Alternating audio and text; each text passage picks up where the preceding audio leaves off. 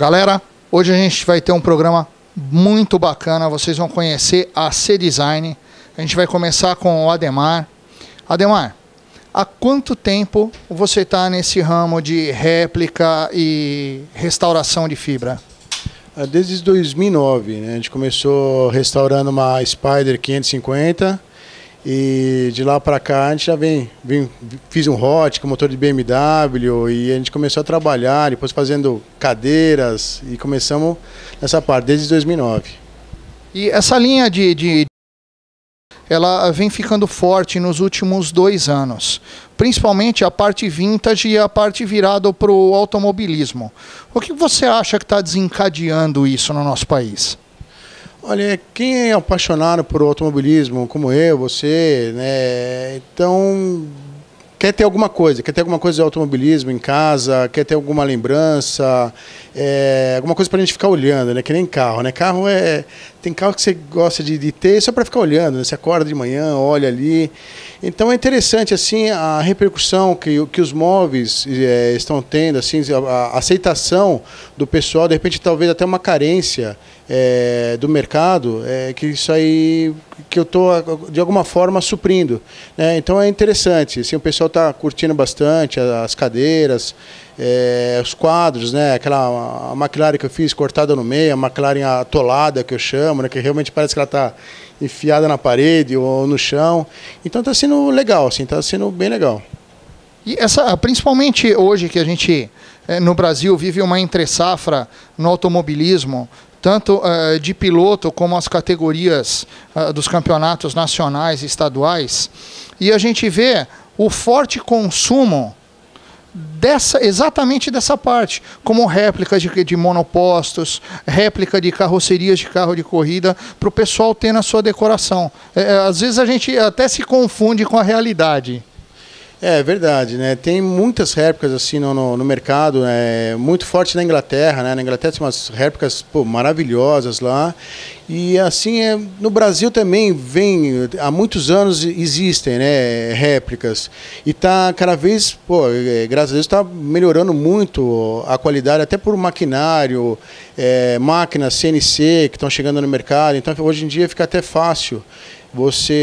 Fácil, entre aspas, né, você fazer uma réplica. Hoje você pode escanear um carrinho, uma miniatura, alguma coisa, eu posso escanear o seu rosto e fazer ele na escala que eu quiser. Então é um mercado que vem crescendo bastante no Brasil. E a gente está aí, inclusive agora a gente está fazendo até não réplicas, né? Até agosto, mais ou menos, eu estou lançando um carro que eu acredito que vai dar uma mexida no mercado mundial, assim, pela inovação. Assim, um pouquinho mais para frente eu vou passar para vocês a surpresa. Aí, galera, vamos ficando de olho que logo, logo a gente vai ver a novidade aí que o Ademar vai trazer. Agora, falando em réplicas, o pessoal que acompanhou a homenagem da Unidos da Tijuca esse ano, que foi campeã, está aqui. Quem fez a réplica do carro do Ayrton Senna, responsável pela comoção que foi o desfile, não só da emoção do carnaval, mas a gente sabe, a gente está hoje, nesse ano de 2014, com os 20 anos da passagem do maior ídolo do nosso automobilismo. Como foi para você, profissionalmente e emocionalmente, realizar esse trabalho e tá lá vendo o carro entrando na Sapucaí? Olha, emocionalmente é ganhar uma corrida, literalmente, né? Ganhamos por 1/10. Então é aquela corrida assim, sabe? Senna, Prost, Senna, Mansell, vai, não vai, vai, não vai. Então foi assim extremamente emocionante, né? Porque eu estava na frente do carro na hora que o carro entra, né? Então eu olhei para um lado, vi aquela galera gigante, para o outro lado também muito cheio, vendo a coreografia toda da Priscila. E na hora que o carro saiu, né, eu vi a galera toda levantando e gritando. Isso aí foi muito emocionante, muito emocionante. Assim, foi realmente ganhar uma corrida, né? E profissionalmente também foi uma experiência gigante, porque nós fizemos o carro, era 40 dias para entregar o carro, nós conseguimos entregar em 30, virando noite aqui, sabe? Saindo daqui 4, 5 horas da manhã, voltando no dia seguinte 8 horas da manhã.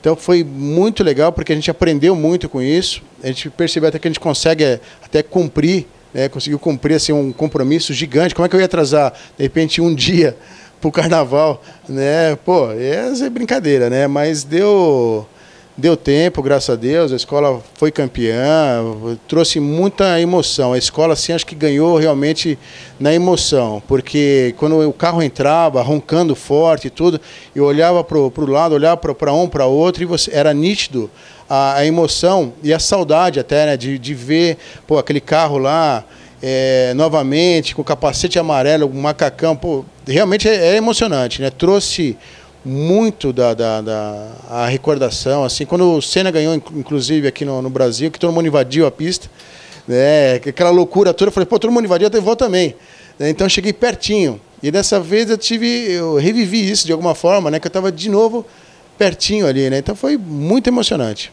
muito bom. E por falar em Fórmula 1, o pessoal que tá vendo a réplica, vendo as imagens das réplicas da Ferrari e tudo, não é só isso. Tá? O Ademar também trabalha com cockpit para simulador e os simuladores também de Fórmula 1, né, Ademar? Sim, o simulador foi interessante, né? Porque eu fiz meio de brincadeira. Para mim, eu desenhei alguma coisa ali. Eu falei assim, eu queria alguma coisa que não fosse só uma estrutura metálica, entendeu? Que segura um volante e uma pedaleira. Eu queria alguma coisa, de repente, que você pudesse pendurar na parede, ficasse olhando para ele também. Falei, pô, olha que legal isso aqui, como eu comentei de carro, né? Que às vezes a gente gosta de ter só para olhar. Então foi interessante que eu coloquei eu fiz um videozinho, coloquei ali no YouTube.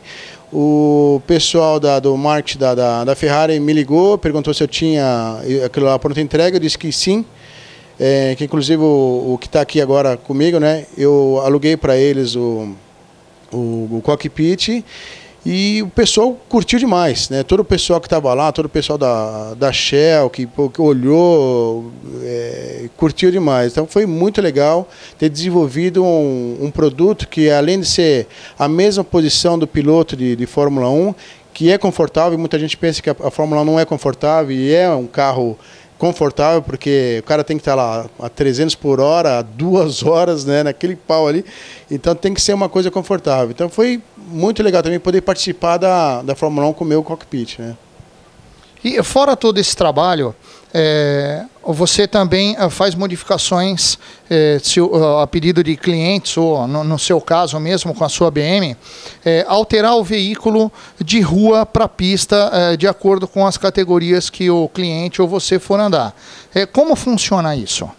A gente transforma, se a pessoa quiser, não, eu quero um carro de corrida, quero participar de track day, eu quero só dar uma customizada, né, no carro, a gente faz isso aí também. No caso das minhas BMs, eu estou fazendo agora a 850, né, que está com 700 cavalos, que a gente vai alargar para a lama, mudar capô, o porta-mala, então vai dar uma customizada nela para ela ficar mais voltada para a pista. No caso da 325, já aliviamos do carro 400 quilos, sabe, os paralamas já são de fibra, os para-choques de fibra, capô de fibra. Antes o teto pesava 35 quilos, agora está pesando 1,5 kg. Então você tira 30 quilos dali, 30 daqui, 20 dali, no final dá um efeito muito grande. O carro ele acelera mais, freia mais, gasta menos, então é só vantagem você tirar, né, o peso do carro. Apesar que vai ser um carro mais voltado para a pista. Então a gente faz desde transformar um carro comum em um carro de corrida, como simplesmente customizar só. Às vezes a pessoa quer customizar, não, eu quero fazer só um aerofólio, eu quero fazer só um spoiler, quero fazer só mudar o capô, a gente faz esse trabalho também. Legal.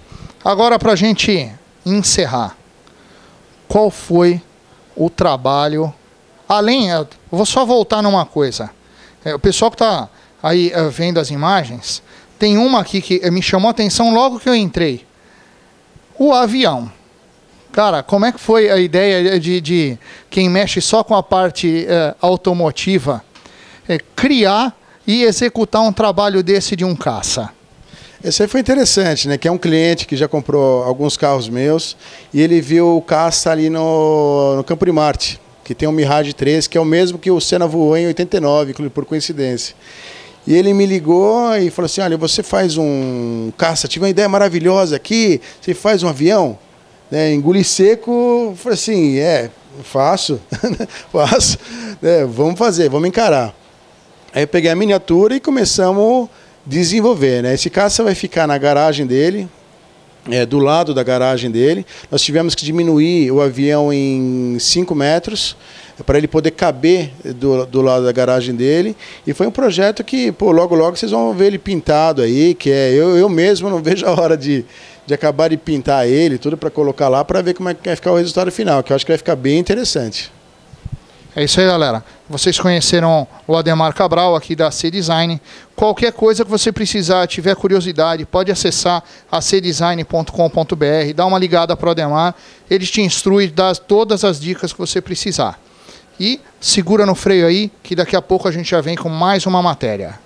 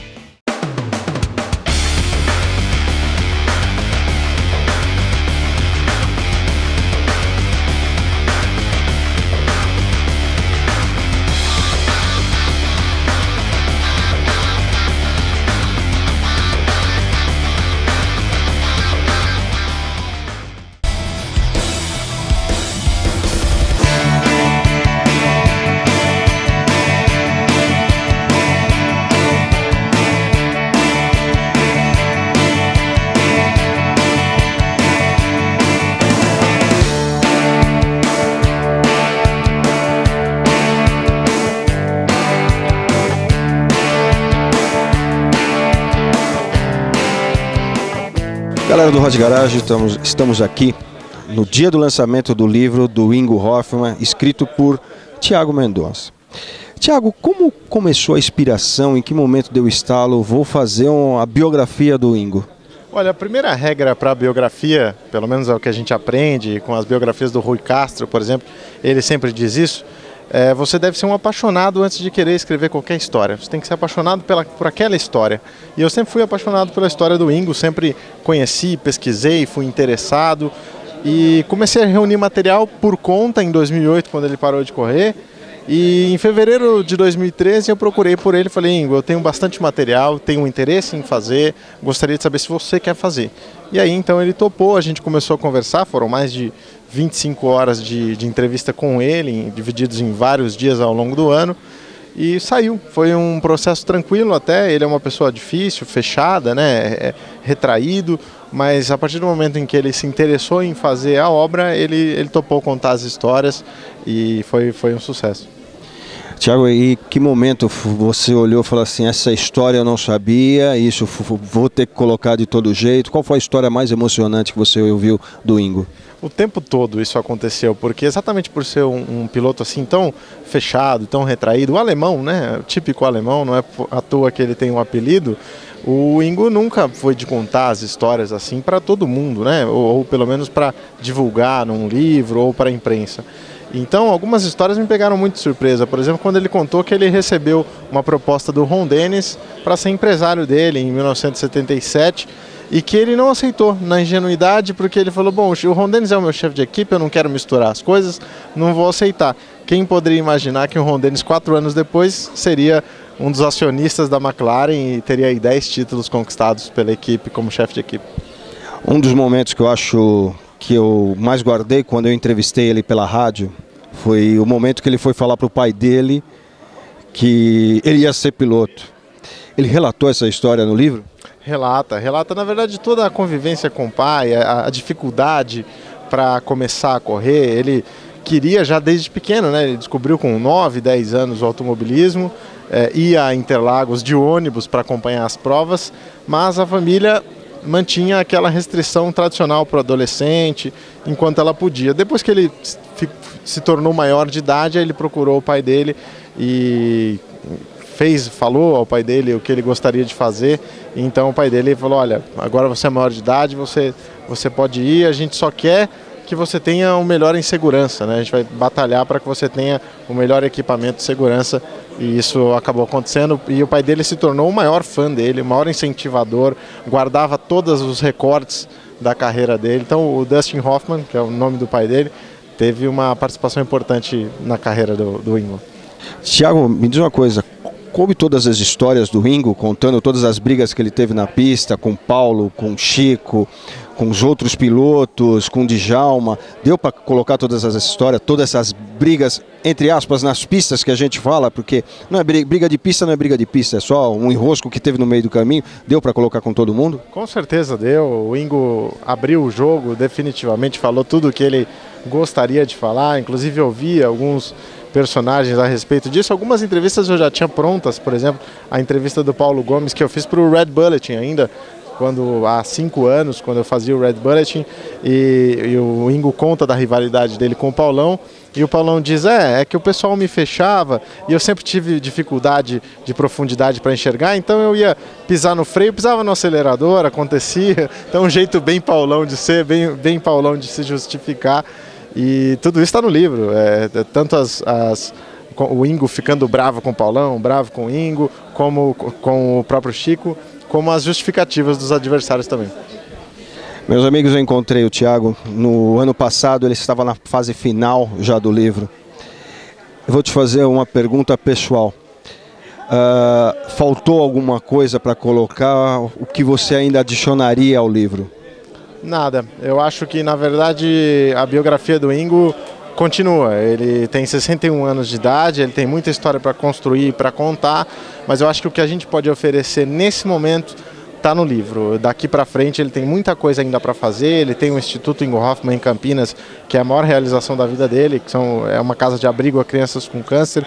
Então ele tem muito tempo pela frente ainda para construir novas histórias. Mas por enquanto a gente está entregando o que o Ingo construiu em 61 anos. Bem, amigos do Hot Garage, grande Thiago, eu acho que devia ter mais pessoas como você, Thiago, para trazer história de grandes pilotos, não só do Ingo, como do Djalma, como do Paulo, como do Chico Serra, como de... Sabe, a gente tem um leque, graças a Deus, de grandes pilotos. E obrigado a você por fazer esse livro em homenagem ao nosso querido alemão. Muito obrigado. Eu que agradeço o espaço.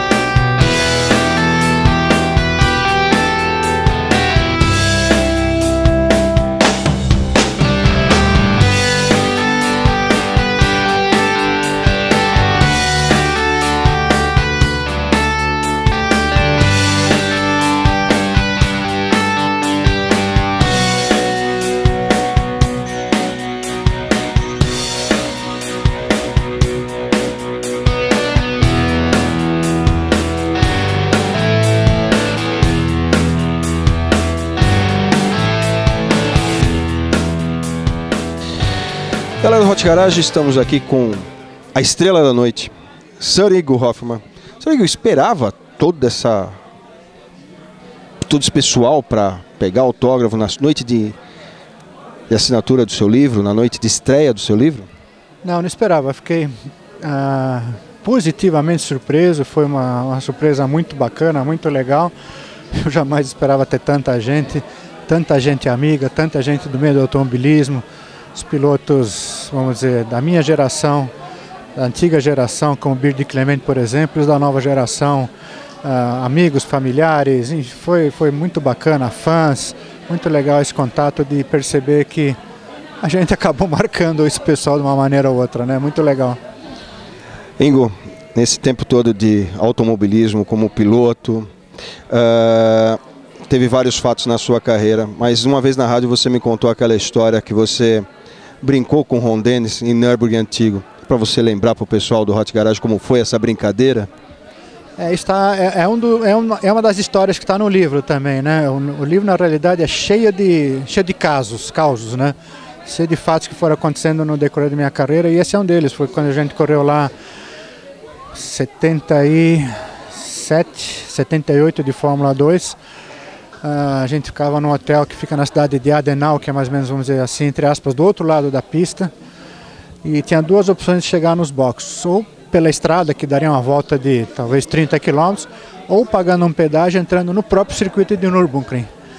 E o Ron, como sendo um cara extremamente competitivo, eu sempre digo, não é à toa que ele chegou onde chegou, por razão da grande competitividade dele. Ao sair do hotel, eu falei para ele: Ron, vamos pela estrada. Ele falou: não, vamos pela pista. Não, vamos pela estrada. Mas por quê? Eu falei: se a gente entrar na pista, vai querer apostar a corrida comigo. E aí, batata, chegamos lá, ele entrou para dentro do autódromo, pagou o pedágio dele, pagou o meu, comigo estava meu companheiro de equipe Ed Shiver e o mecânico Greg, que era o mecânico do meu carro, sentado no banco de trás.